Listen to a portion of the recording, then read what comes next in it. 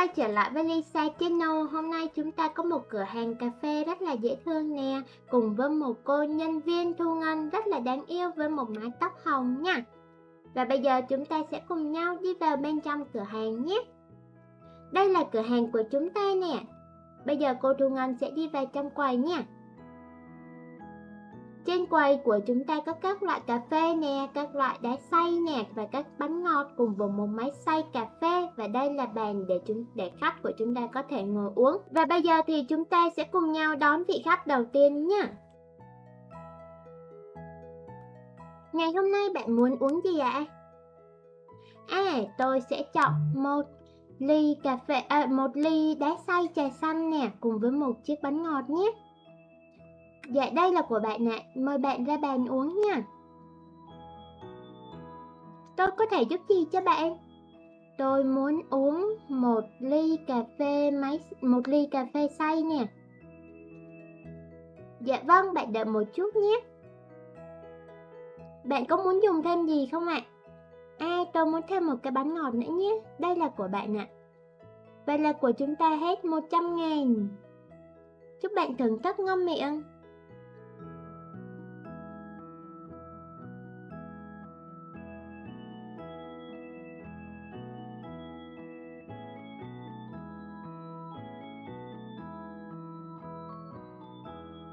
Và bây giờ thì chúng ta sẽ cùng nhau làm theo hướng dẫn của chị để làm ra một tiệm cà phê thật là xinh đẹp nha.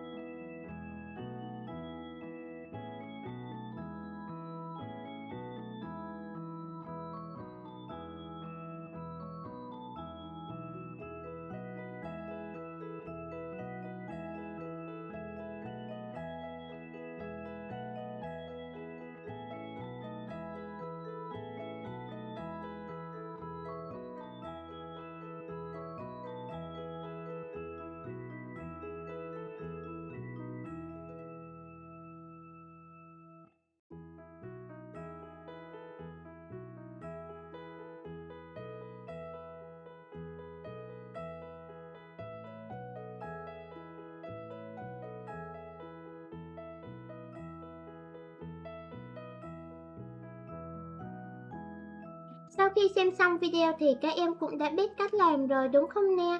Và hẹn gặp lại các em ở video tiếp theo với chủ đề hấp dẫn và mới lạ hơn nữa nhé. Nếu các em thích thì hãy ủng hộ chị bằng cách đăng ký kênh, like và share các video sau nhé.